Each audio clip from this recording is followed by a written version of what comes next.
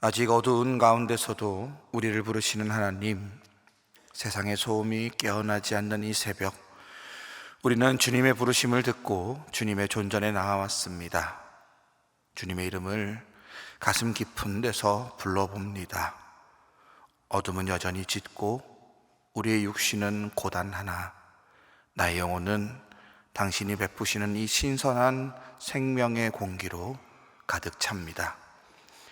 오늘 새벽 우리는 어제의 성취와 실패, 기쁨과 수치심을 모두 안고 이 자리에 있습니다. 하나님, 오늘 이 시간, 이 기도의 시간, 주님께 조율되는 시간 되게 하옵소서. 흩어진 호흡을 가다듬고 나의 육신의 눈과 귀를 만족시키려다 그렇게 애쓰다 어그러진 내 모습을 추스르게 하옵소서. 주님의 인도하심에 맞추어 내 발걸음을 내디딜 수 있는 용기와 인내를 허락하옵소서. 시간을 만들어 가신 하나님, 살을 애던 추위는 물러가고 대기 속에 묘한 온기가 스며듭니다. 우리 눈에 잘 보이진 않았지만 꽁꽁 얼어붙었던 땅 밑에서는 하나님께서 미리 준비하신 거대한 생명의 잔치가 시작되고 있었습니다. 겨우내 찬바람 속에 자신을 보호하던 딱딱한 껍질을 뚫고 솟아나오는 새순의 탄성을 보며 우리 앞에 새 일을 행하실 하나님을 기대하게 됩니다. 주님, 그 생명의 잔치 살리시는 일을 우리에게 이루어 주옵소서. 세상을 구원하시기 위해 고난을 마다하지 않으시는 주님, 우리는 주님의 고난을 기억하며 사순절의 시간을 지나고 있습니다.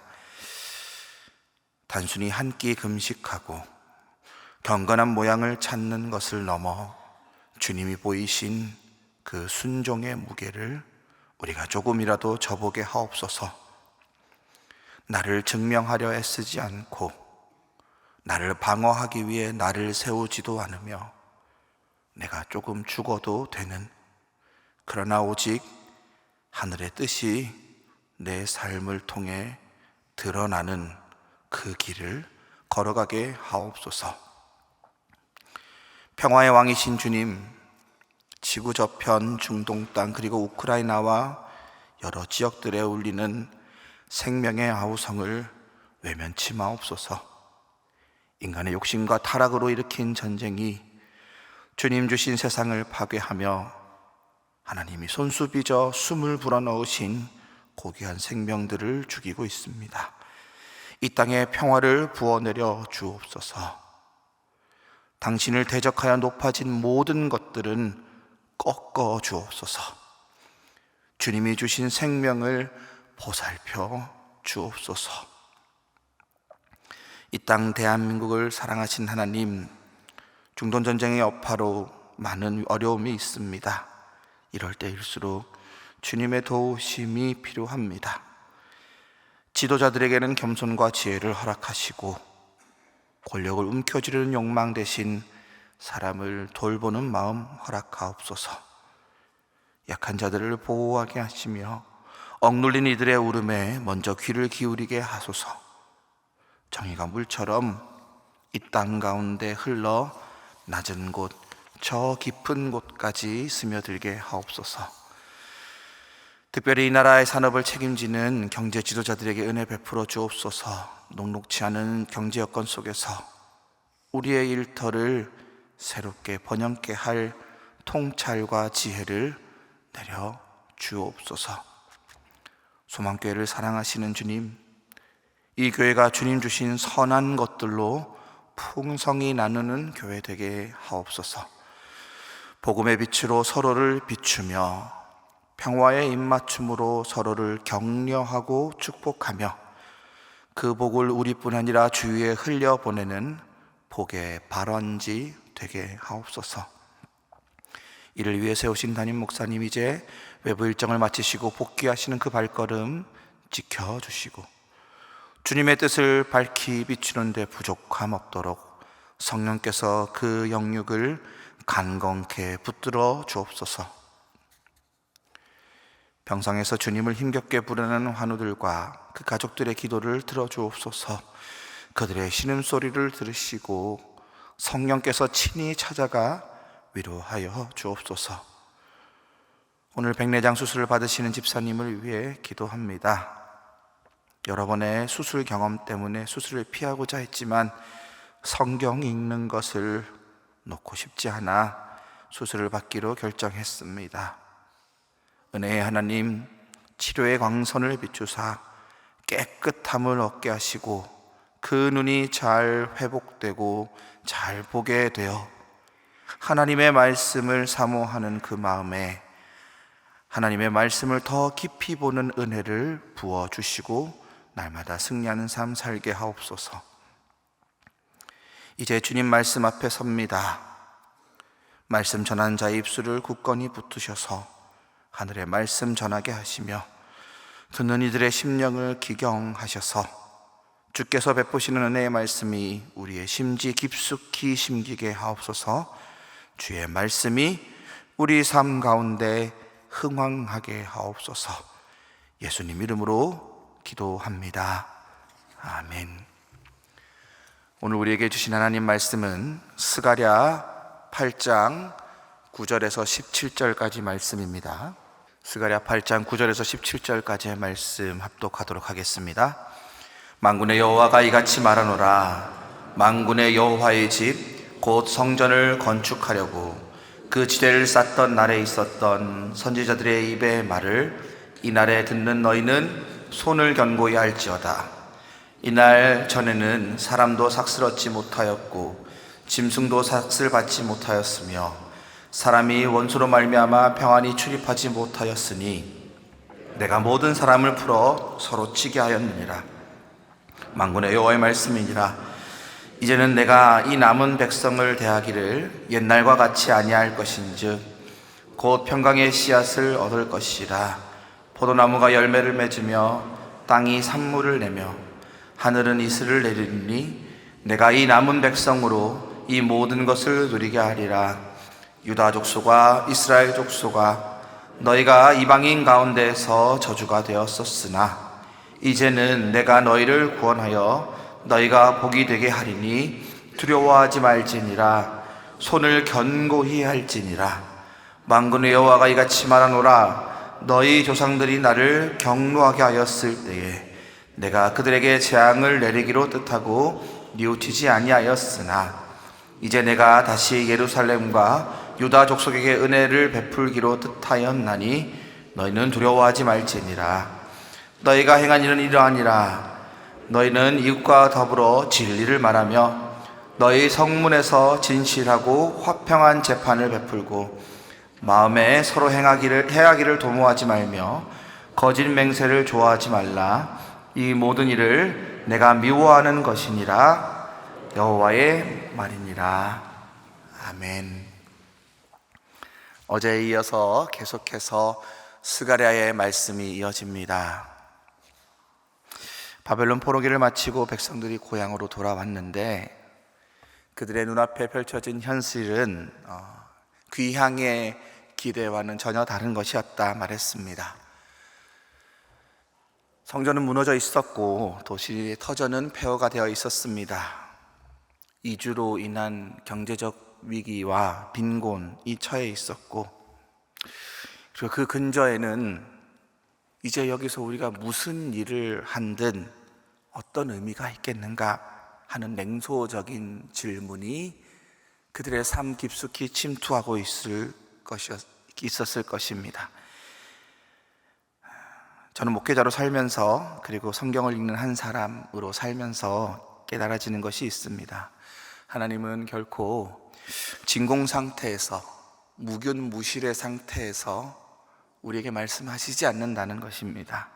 그분은 항상 우리가 발 딛고 서 있는 땅, 진흙탕 같은 곳, 흙먼지 날리는 곳, 깨진 돌덩어리들이 막 굴러다니는 그 폐허 같은 우리의 현실, 그 터전 위에 하나님의 말씀이 임한다는 것입니다.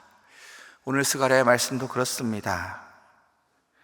그들의 눈앞에 펼쳐진 흙먼지 날리는 폐허, 그 터전 위에 오늘의 말씀이 선포되었습니다. 그러니 우리는 그 눈으로 오늘의 말씀을 새롭게 읽어야 합니다. 영성은 지저분하고 또 때로는 진척이 없는 것 같은 우리 삶의 현장, 그곳에서 말씀하시는 하나님의 세밀한 숨소리를 포착하는 것이기도 합니다. 스가랴는 먼저 이스라엘이 마주한 현실, 그 현실의 현재의 부정적인 단면을 감추지 않습니다.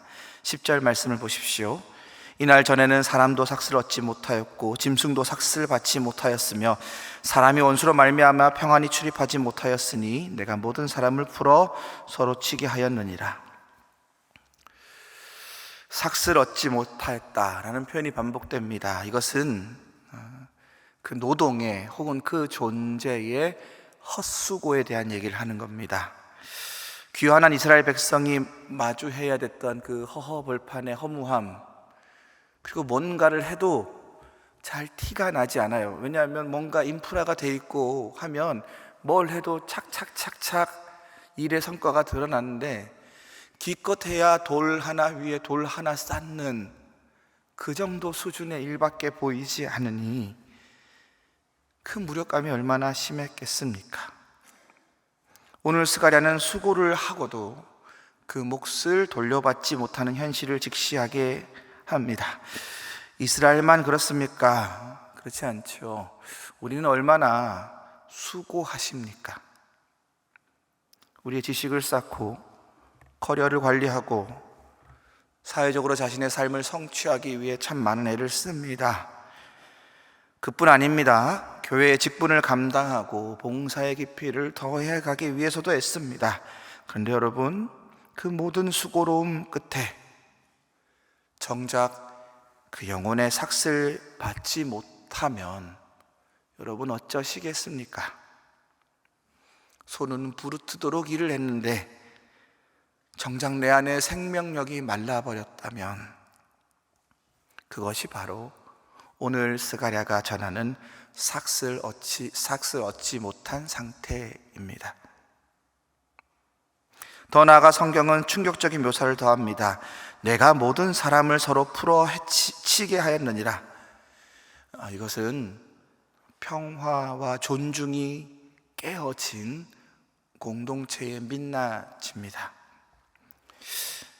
아마 이스라엘 공동체가 마주한 이 헛수고의 결실이 어떤 것이었냐면 무언가를 열심히 해서 자신의 것을 성취하고 얻는다기보다는 다른 이들, 좀 더 구체적으로 얘기하면 조금 더 자기보다 힘없고 조금 더 약한 이들의 것을 빼앗아서 그 허무함을 채우고 자신의 욕심을 채우려던 그런 방법을 선택하도록 사람들을 내몰았을 것 같습니다. 조금 더 지식이 있고 조금 더 힘이 있는 자들이 조금 덜 지식이 있고 조금 덜 힘이 약한 자들을 빼앗았을 것입니다. 우리가 하나님의 현존이라는 중심축을 잃어버리고 인생의 허무함 혹은 우리 수고의 헛수고를 경험하게 될 때 취하게 되는 태도와 비슷합니다. 심지어 이것이 우리의 교회의 봉사활동, 여러분들이 애쓰고 수고하는 교회를 세우는 일에서 그 현장에서도 이루어질 수 있습니다. 나의 경건이 타인의 부족함을 지적하는 우월감이 될 때 우리는 서로 치게 됩니다. 심지어 우리가 깨어진 성전도를 다시 쌓고 있다, 내가 무너진 곳을 다시 쌓고 있다, 그 수고로움을 감당하고 있다, 그렇게 착각하는 동안 사실은 우리는 서로를 향한 마음의 벽을 쌓고 있는 걸 수도 있습니다. 예배와 제사는 있으나 반목과 질시를 멈추지 않는 것입니다. 여러분, 우리는 하나님 앞에서 정직해야 합니다. 하나님이 다 알고 계십니다. 우리의 종교적인 열심, 그리고 우리 생활의 열심 뒤에 숨겨진 날카로운 적대감과 그 피로함을 하나님 다 알고 계십니다. 그러면 하나님 앞에 그것 또한 내려놓아야 합니다. 오히려 그것이 지금 성전 돌 하나 쌓는 것보다 훨씬 중요한 재건의 시작일 수 있습니다. 이렇게 보면 우리 삶에 희망이 없어 보이죠. 참 우리 삶이 참 비참하게 느껴지기도 합니다. 그런데 이 암담한 진술의 끝에 찬란한 반전이 찾아옵니다. 11절 말씀입니다. 한번 같이 읽어볼까요? 시작. 만군의 여호와의 말씀이니라. 이제는 내가 이 남은 백성을 대하기를 옛날과 같이 아니할 것입니다. 11절, 13절 그리고 오늘 읽은 15절 말씀에 이제는, 영어로 말하면 but now라는 말이 나옵니다.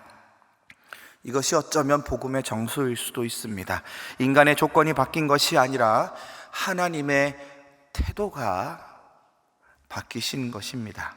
하나님이 우리를 이제 이렇게 보신다 하십니다. 하나님은 우리를 남은 자라 하십니다.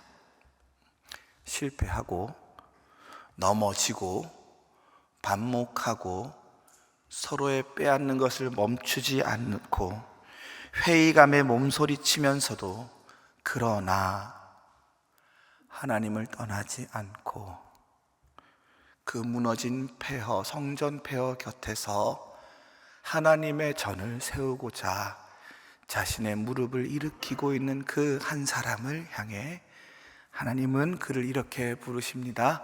너는 남은 자로다. 그리고 하나님은 그 남은 자를 통해 새로운 상상력을 우리에게 불어넣으십니다. 12절 말씀입니다. 곧 평강의 씨앗을 얻을 것이라. 포도나무가 열매를 맺으며 땅이 산물을 내며 하늘은 이슬을 내리리니 내가 이 남은 백성으로 이 모든 것을 누리게 하리라. 평화의 씨앗을 얻고 포도나무가 열매를 맺습니다. 땅이 산물을 냅니다. 그리고 하늘에서 무엇이 내린다고요? 이슬이 내립니다. 저는 이슬이란 단어가 눈에 탁 잡혔습니다. 고대 근동 팔레스타인 지역에서는 이슬은 생명수입니다. 비가 오지 않는 건기가 되면 물을 얻지 못하잖아요. 그러면 밤사이 내리는 이슬로 말미암아 그 식물들이 생명수를 얻었습니다. 근데 여러분, 이슬이 내리는 소리를 들어보신 적 있으십니까? 이슬이 내리는 소리가 있어요? 없어요? 없어요. 이슬은 요란하게 대지를 두드리지 않습니다. 밤사이 가장 은밀한 방식으로 차오릅니다. 우리가 깊은 절망 속에 잠들었을 때, 우리가 인식하지 못하는 가장 은밀한 시간에 가장 겸손한 방식으로 이슬은 우리의 생명을 적셔줍니다. 다시 생각해보면 우리의 신앙은 어떤 거창한 종교 체험이나 날카로운 논리적 확신만으로 다져지지는 않았던 것 같습니다. 이슬과 같은 은혜로 우리의 신앙이 다져진 것 같습니다.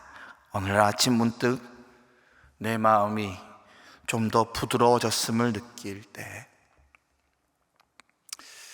도저히 용서되지 않는 저 사람, 그런데 어느 날 갑자기 저 사람이 불쌍해 보일 때, 내 삶의 팍팍한 논리들 사이로 따스한 눈물 한 방울 스며들 때, 이것이 바로 밤의 하늘에서 우리 영혼에게 내려주신 하나님의 이슬인 것 같습니다. 그리고 하나님은 지금도 그 이슬로 우리의 삶을 적시고 계십니다. 하나님은 다시금 우리에게 촉구하십니다. 13절 말씀입니다. 우리 같이 한번 읽어볼까요? 유다 족속아, 이스라엘 족속아, 너희가 이방인 가운데서 저주가 되었었으나 이제는 내가 너희를 구원하여 너희가 복이 되게 하리니 두려워하지 말지니라. 손을 견고히 할지니라. 여기서 또 9절과 같이 손을 견고히 하라라는 표현이 나오는데요, 이것은 세상에서 유행하는 자기계발서에서 말하는 자기 암시, 나는 할 수 있다, 나는 잘할 수 있다, 이 얘기를 하는 게 아닙니다. 이것은 오히려 정렬에 가깝습니다. 뭐냐면 삶의 현장, 폐허 같은 삶의 현장에서 돌 하나 얹는 게 그게 뭐 그렇게 좋은 결과가 날까? 아무 결과도 예상되지 않는 그곳에서 그래도 하나님 붙잡고 돌을 하나 얹는 사람들, 그 일은 지금 이 땅에서 일이나 하나님 나라를 세우시는 하나님의 일에 동참하는 것이구나, 그런 영적인 의미를 깨달아가는, 그래서 하늘의 뜻에 내 삶이 맞추어지는 정렬에 가깝습니다. 포로 귀환 이후에 폐허 위에 성전을 다시 쌓아야 했던 대업을 시작할 때 자신들을 둘러쌌던 무기력과 경제적인 궁핍들, 혼란들, 어지간히 사람들의 마음을 어지럽혔던 것들, 그러나 이 성전 쌓는 일의 시작에 손에 힘을 주라, 그 말씀을 듣는 것은 우리의 사소한 순종이 거대한 그 놀라운 하나님 나라를 쌓는 우주적인 사건의 일부가 된다라는 그 놀라운 정렬, 얼라인먼트라고 하죠. 그 하나님의 일에 내 삶이 맞춰지는 일이구나, 이것을 깨닫는 과정입니다. 성전 지대를 쌓는 일은 하루아침에 끝나는 화려한 쇼가 아닙니다. 그것은 매일 아침 일어나서 돌 하나를 옮겨 놓는 지루한 반복일 것입니다. 어제도 똑같은 기도를 드렸는데 여전히 또 변화되지 않는 이웃을 대해야 하는 우리, 그러나 다시 한번 용납하고 내 안에 일어나는 의구심은 살짝 잠재우고 하나님의 말씀을 펴보는, 하나님의 말씀을 들어보는, 하나님의 말씀으로 내 삶을 비춰보는 그 거룩한 단조로움 속에서 우리의 삶은 조금 더 견고해집니다. 이제 16절, 17절 말씀 한번 읽어보도록 하겠습니다. 시작. 너희가 행한 일은 이러하니라. 너희는 이웃과 더불어 진리를 말하며 너희 성문에서 진실하고 화평한 재판을 베풀고 마음에 서로 해하기를 도모하지 말며 거짓 맹세를 좋아하지 말라. 이 모든 일을 내가 미워하는 것이라 여호와의 말씀이니라. 이제 하나님은 우리의 시선을 이동시키십니다. 눈앞에서 건설되고 있던 성전 지대에서 어디로 이동시키냐면 이웃과의 관계의 전에 대한 얘기를 하고 계십니다. 첫째, 너희는 각기 이웃과 더불어 진리를 말하며, 이 진리는 추상적인 개념이 아닙니다. 진리는 내 곁에 있는 이웃과의 대화 속에서 증명되는 겁니다. 하나님이 거하시는 성전은 아주 투명한 토대 위에, 진실함 위에 세워지듯 우리 역시 이웃과 얘기할 때 우리 삶에 적절하게 묻어두었던 거짓말들은 좀 걷어버리고 상대를 향한 진실함으로, 또 하나님의 말씀을 붙잡는 그 성실함으로 이웃을 대해야 합니다. 둘째, 너희 성문에서 진실하고 화평한 재판을 베풀고, 당시 성문 앞은 비즈니스와 정치가 일어나는 장소였습니다.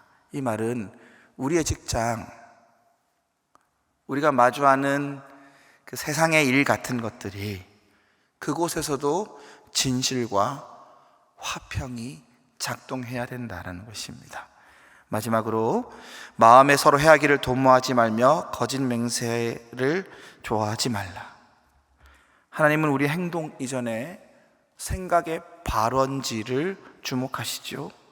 겉으로는 미소를 지으면서 속으로는 타인을 냉소하는 그 모든 행위들에 대해, 그 마음 씀씀이에 대해 하나님은 그거 내가 미워하는 거다 말씀하십니다.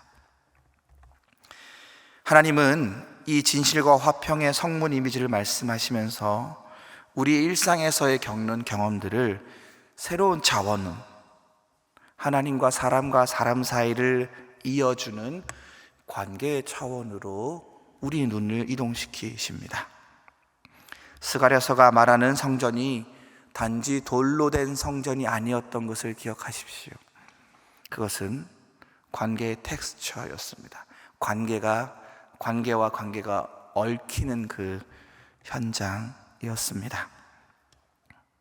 그곳이 하나님의 성전을 건축해야 되는, 지루하고 별로 변화될 것 같지 않지만 오늘도 하나님 말씀에 기대어, 손에 힘을 내라는 그 말씀에 기대어 돌 하나를 얹어야 하는 그 현장임을 기억하십시오.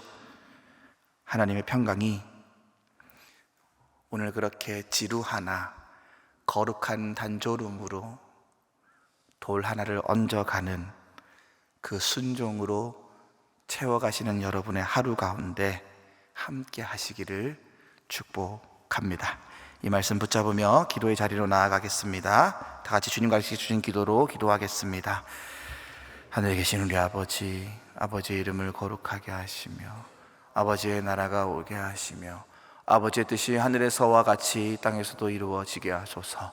오늘 우리에게 일용할 양식을 주시고 우리가 우리에게 잘못한 사람을 용서하여 준 것 같이 우리 죄를 용서하여 주시고 우리를 시험에 빠지지 않게 하시고 악에서 구하소서. 나라와 권능과 영광이 영원히 아버지의 것입니다. 아멘.